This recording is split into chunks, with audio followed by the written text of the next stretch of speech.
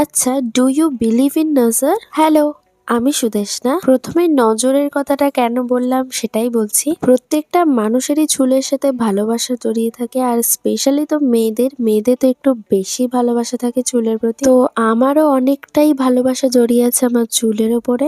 আমার চুল কখনোই খুব বেশি গোছের ছিল না, কিন্তু প্রথম থেকে স্মুথ আর স্ট্রেট ছিল।